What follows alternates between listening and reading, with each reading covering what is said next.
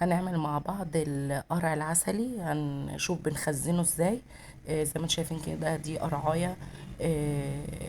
كنا جايبينها، طبعا بدأت ان انا اقطعها كده. عايزه اقول لكم ان تقطعها صعب جدا، ناخد بالنا من ايدنا واحنا بنعملها. طبعا ابدأ اقطع فيها كده زي ما انتم شايفين، وبعد كده هوريكم. هنبدأ بقى طبعا هنخرج منها البذور اللي جواها.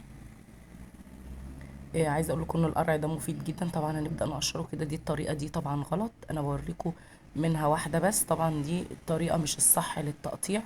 هوريكم الطريقه التانية. دلوقتي هبدا ان انا اقطعه مكعبات، وهوريكم دلوقتي انا بقطعه ازاي. المفروض ان احنا نوقفها كده ونبدا ناخدها بالطول كده، طوليه كده زي ما انتم شايفين. ببدا ان انا اقطعها قطع كده، وبعد كده هتتقطع معانا سهل. شايفين تبقى سهله جدا لما ناخدها بالطول.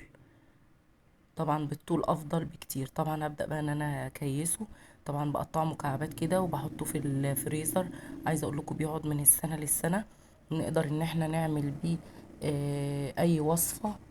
نعمل قرع بالبشاميل، نضيفه مثلا مع عصير المانجا لو احنا مش عايزينها تقيله خالص. زي ما انتم شايفين كده. وهبدأ بقى اعينه في الفريزر. يا ريت تشيروا الفيديو وتعملوا لايك، واشوفكم ان شاء الله في فيديو تاني. السلام عليكم.